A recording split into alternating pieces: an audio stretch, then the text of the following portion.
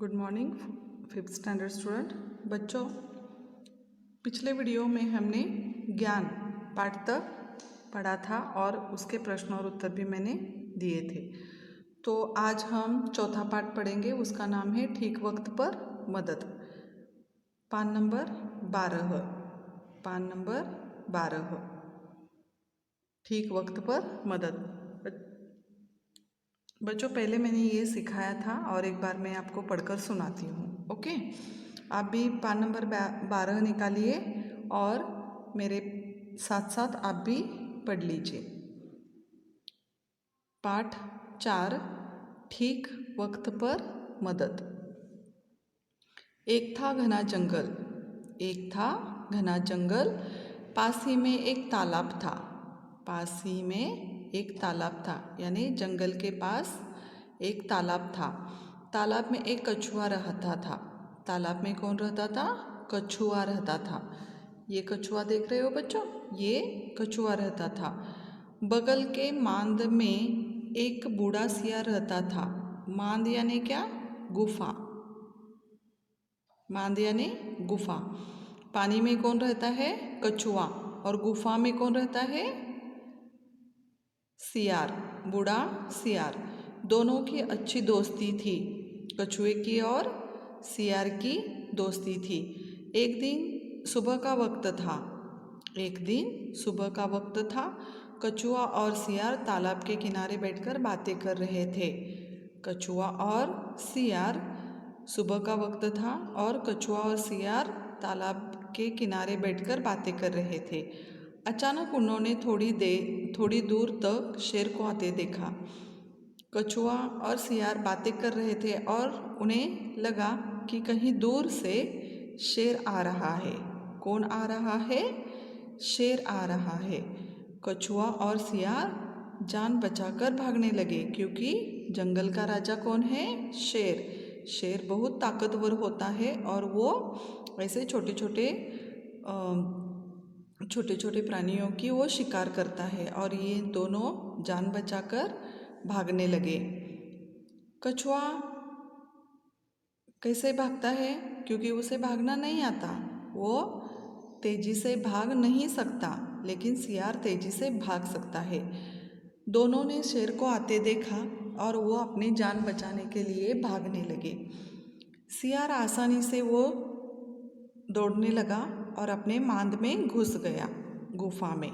मांद यानी गुफा, क्योंकि जान तो हर किसी को प्यारी होती है। शेर को आते देखते ही दोनों ने भागना शुरू किया, लेकिन सियार बहुत तेज से भागता है और वो तेजी से भागने लगा और एक गुफा में वो घुस गया। लेकिन कछुआ तेजी से भाग न सका और इसीलिए शेर ने उसे एक ही छलांग में अपने पंजों में पकड़ लिया। यहाँ पर शेर ने कछुए को पकड़ लिया। अभी यहाँ देखो बच्चों, यहाँ ये क्या है? कछुआ है और कछुए के पीठ पर ऐसे क्या है? ये एक कवच होता है। ये बहुत सख्त होता है, जैसे कि हम पत्थर से मारे, लकड़ी से मारे, फिर भी इसे कुछ नहीं होता। जब देखो बच्चों कि प्रकृति ने हमारे ऐसे ही हर किसी प्राणियों की ऐसे सुरक्षा करने के लिए ऐसा बनाया है। कछुआ ऐसा एक प्राणी है कि जैसे उसे कोई मारने लगा है कि या उसे कोई आपत आई हो, तो वो क्या करता है कि ये अपने हाथ पैर, ये दोनों है ना, और मुंह इसके अंदर वो घुसा लेता है। और ऐसे वो देखो, यहाँ देखो बच्चों, यहाँ देखो, जब कोई उसे संकट आने की सूचना मिलती है तो वो क्या करता है? ये अपने हाथ पैर और मुंह इस कवच के अंदर डालता है। और ये ऊपर से इतना सख्त होता है कि जैसे ही देखो, ये शेर अपने दांत घुसा रहा है, फिर भी ये कवच को कुछ नहीं होता। हम लकड़ी से मारे या पत्थर से मारे, फिर भी इससे कुछ नहीं होता। तो इस तरह इसकी जान बच जाती है। तो ऐसे ही एक छलांग में शेर ने कछुए को पकड़ लिया। पकड़ लिया और पकड़ने के बाद उसने क्या किया, अपने हाथ पैर और मुंह अपने कवच के अंदर खींच लिए। कछुए के मुंह में पकड़े शेर एक पेड़ के नीचे जा बैठा। अभी शेर को लगा कि अब मैं पेड़ के नीचे जाकर आराम से इस कछुए को खा सकता हूँ। तो बहुत कोशिश करने के बाद भी शेर कछुए को कुछ नहीं कर सका और एक दांत भी और या एक टुकड़ा भी उसे खा नहीं पाया, क्योंकि ये बहुत सख्त होता है ना, तो इसीलिए चाहे वो शेर हो या हाथी हो या कोई भी हो या मनुष्य हो, इस कछुए का कुछ नहीं कर सकता। तो ऐसे ही शेर ने कछुए को मुंह में पकड़ लिया और उसे खाने के लिए बैठा, लेकिन उसे खाने के लिए, शेर को खाने के लिए नहीं हो सका। सियार मान से बाहर झांक कर देख रहा था। अभी कछुए को तो शेर ने पकड़ लिया है। सियार का मित्र कौन है?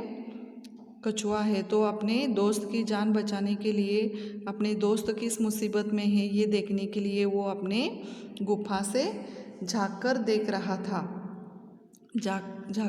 रहा था और लाख कोशिश करने पर भी कछुए को खोल के नीचे जा बैठा। ये जो कवच होता है ना, शेर बहुत कोशिश करने लगा लेकिन कछुए का कुछ भी नहीं कर सका। सियार मान से बाहर जाकर देख रहा था और वो देख रहा था कि शेर किस तरह कछुए को पकड़कर खाने की कोशिश कर रहा है, लेकिन शेर को वो कोशिश उसकी नाकामयाब रही।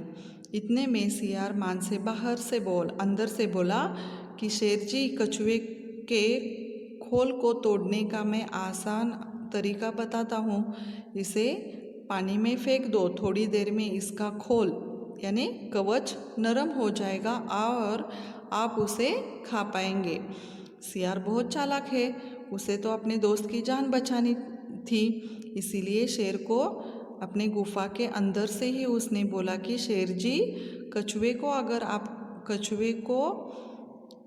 आप खाना चाहते हो तो मैं आपको एक तरीका बताता हूँ, तरीका यानी उपाय बताता हूँ कि इस कछुए को पानी में फेंक दो, क्योंकि जंगल में एक तालाब है और तालाब में कौन रहता है?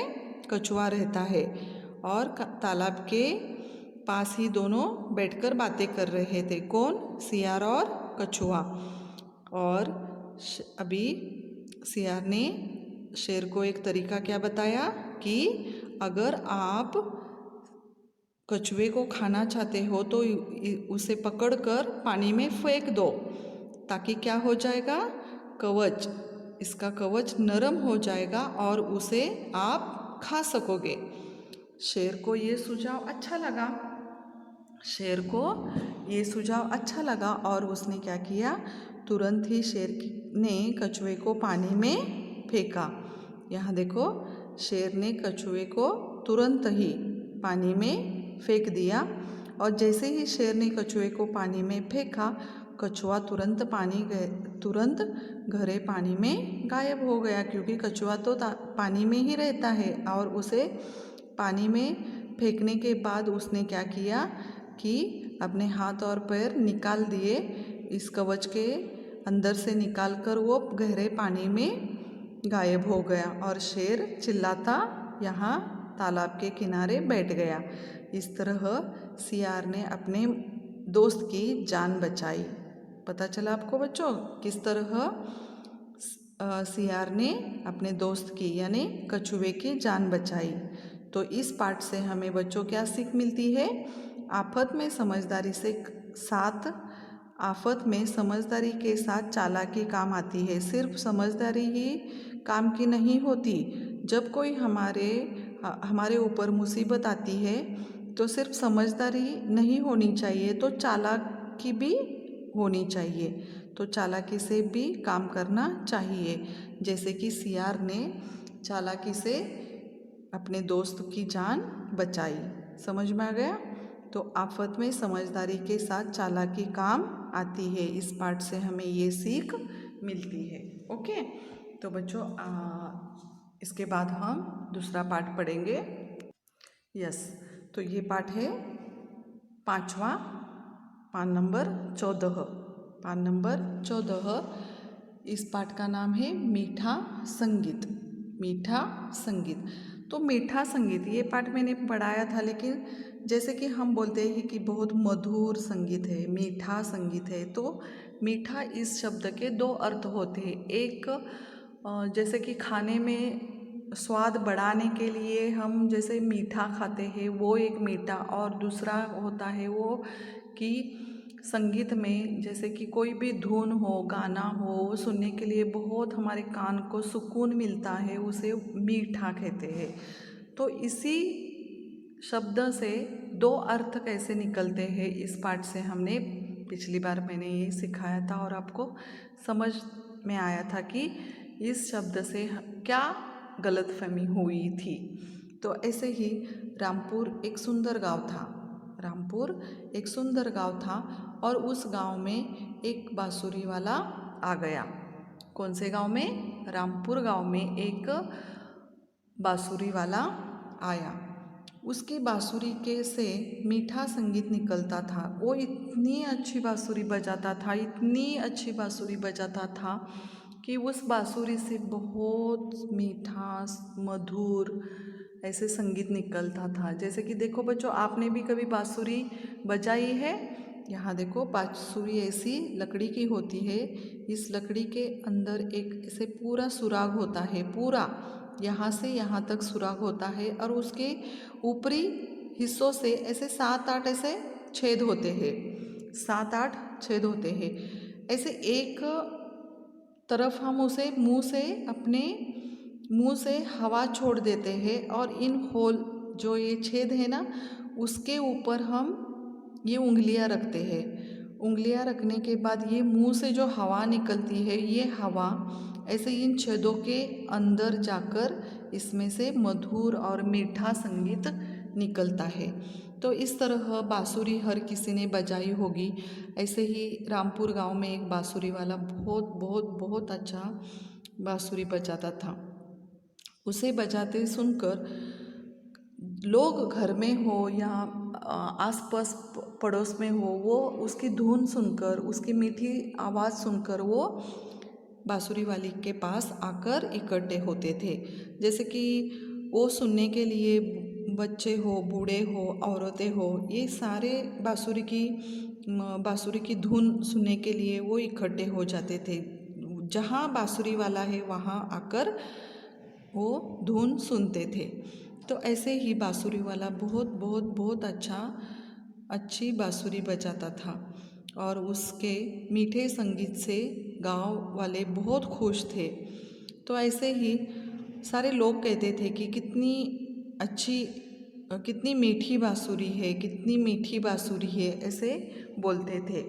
और उस भीड़ में एक शरारती लड़का भी था।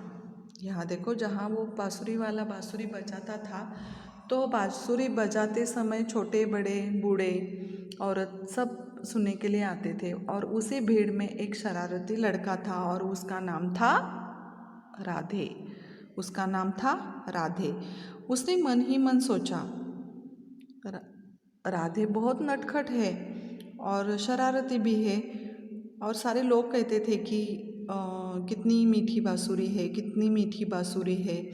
तो राधे के मन में आया कि लोगों को बांसुरी का संगीत मीठा कैसा लगता है, मुझे किसी मिठास का अनुभव नहीं होता। लोग बहुत वो भीड़ में जो लोग थे वो बोलते थे कि कितनी अच्छी बांसुरी बजाता है, कितनी अच्छी बांसुरी बजाता है। लेकिन वो जो राधे है वो मन ही मन में सोचता है कि लोगों को बांसुरी का संगीत कैसे मीठा लगता है। बांसुरी का संगीत, क्योंकि खाने की उसे लगा कि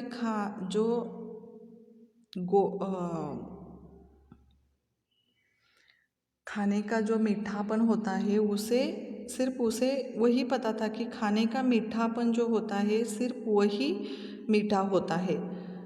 तो वो मन में मन सोचने लगा कि लोगों को बांसुरी का संगीत मीठा कैसे लगता है। तो मुझे किसी मिठास का अनुभव नहीं हुआ। वो तो बोलता है कि मैं भी वो बांसुरी की धुन सुनता हूँ, लेकिन मुझे कभी ऐसा अनुभव नहीं हुआ। ये लोग तो बांसुरी वाला सभी, ये सारे जो लोग हैं वो बांसुरी वाला है सभी झूठे हैं, वो कुछ भी बोलते रहते हैं। जब रात के 2 बज गए थे तब बांसुरी वाले ने बांसुरी बजाना बंद कर दिया। देखो बच्चों, रात के 2-2 बजे तक बांसुरी वाला बांसुरी बजाता था, और जब 2 बजे तक वो बांसुरी बजाता था और उसके बाद वो बांसुरी बजाना बंद कर दिया। तब लोगों ने उससे कहा कि भाई जी, आपकी बांसुरी बहुत ही मीठी है, हमें बड़ा ही आनंद आया, आप 2-4 दिन यहीं ठहरिए। देखो बच्चों, बांसुरी वाला इतनी अच्छी बांसुरी बजाता था कि लोग उस बांसुरी को सुनते ही रहते थे। और सारे लोगों ने बांसुरी वाले से एक दरख्वास्त की कि आप बहुत अच्छा बांसुरी बजाते हैं और हमें बड़ा आनंद मिलता है, आप 2-4 दिन यहीं ठहरिए। यह सुनकर राधे ने मन ही मन सोचा, राधे कैसा है, बहुत नटखट और शरारती लड़का है। उसने कहा कि उसने मन ही मन सोचा, ये लोग झूठ तो नहीं बोल सकते, बांसुरी मीठी ज़रूर है पर मुझे न जाने स्वाद नहीं आया। तो उसे सिर्फ खाने का स्वाद ही पता था, और उसने मन ही मन सोचा कि ये लोग तो झूठ नहीं बोल सकते, क्योंकि बांसुरी मीठी ज़रूर है पर मुझे क्या करना चाहिए, उसका स्वाद नहीं आया तो वो स्वाद मुझे जानना है। रात को बांसुरी सिरहाने रख कर बांसुरी वाला सो गया। सिरहाने यानी सिर के नीचे, सिर के नीचे। यहाँ देखो, जब हम सोते हैं तो तकिए के नीचे। रात को बांसुरी सिरहाने रखकर बांसुरी वाला सो गया। राधे नहीं सोया था। राधे नहीं सोया था। उसने चुपके से बांसुरी उठा ली। उसने चुपके से बांसुरी उठा ली और उसे जीभ से चाटा, क्योंकि उसे मीठा बांसुरी मीठी कैसी है ये जानने के लिए उसने क्या किया, उस बांसुरी को ले लिया और उसने अपने जीभ से, यहाँ देखो जीभ से वो उसे चाटने लगा। कुछ स्वाद नहीं आया, क्योंकि ये तो लकड़ी की होती है बांसुरी, और राधे का सोचना था कि बांसुरी मीठी है, इसलिए उसने उस बांसुरी को चाटा, लेकिन उसे कोई स्वाद नहीं आया। गुस्से में वह बांसुरी गांव के बाहर फेंक आया। उसे बहुत गुस्सा आया कि लोग बहुत झूठ बोलते हैं, बांसुरी मीठी है, कहाँ मीठी है। उसने चाट कर देखा तो उसे कोई स्वाद नहीं आया, और इसीलिए उसे बहुत गुस्सा आ गया और उसने बांसुरी को गांव के बाहर फेंक आया। अब ये रात की बात हो गई। सवेरा हो गया। सवेरा होते ही लोग बांसुरी वाला बांसुरी के गायब होने से दुखी हुए थे। सवेरा होते ही लोग और बांसुरी वाला, सब लोगों को पता चल गया कि बांसुरी गायब है। बांसुरी वाले को पता चला कि जहाँ मैंने सिरहाने रखकर मैं सोया था, लेकिन बांसुरी वहाँ नहीं है। और उसने ये बात गांव वालों को बताई, और सब बांसुरी गायब होने से सब लोग दुखी हो गए। तब राधे बोला, कल रात मैंने बांसुरी को चाटा तो कोई मिठास नहीं महसूस हुई, इसलिए मैंने उसे गांव के बाहर फेंक दिया। राधे ने सच कहा कि ठीक है, मैंने रात को क्या किया कि बांसुरी वाली की बांसुरी ले ली, उसे चाटा, और उसे मुझे कोई मिठास महसूस नहीं हुई। कि आप लोग कहते हो कि बांसुरी मीठी है, लेकिन मैंने चाट कर देखा तो कोई मिठास नहीं है, इसलिए मैंने उसे गांव के बाहर फेंक दिया। गांव के बाहर फेंक दिया? बांसुरी को किसने फेंका? राधे ने। और यह सुनकर लोग राधे की बेवकूफ़ी पर हैरान रह गए। मूर्खता पर, बेवकूफ़ी यानी मूर्खता। ये जो राधे है, शरारती है, नटखट है, उसके साथ साथ वो कितना बेवकूफ़ है, वो कितना मूर्ख है, ये गाँव वालों को पता चला और सब लोग हैरान रह गए। हैरान रहना यानी चकित होना, हैरान होना, चकित होना। तो बच्चों इस तरह राधे की बेवकूफ़ी गाँव वालों के सामने आ गई और राधे कितना मूर्ख है ये लोगों को पता चल गया। तो इससे ये पाठ मैंने आपको पढ़ाया था और एक बार मैंने पढ़ाया है, आप भी घर में ये 2 बार पढ़ लीजिए, ठीक है। तो बच्चों आज के लिए बस इतना ही काफ़ी है, कल मैं आपको और पाठ पढ़ाती हूँ, ओके। तो बच्चों आज का क्लास हम यहाँ ख़त्म करते हैं। Thank you.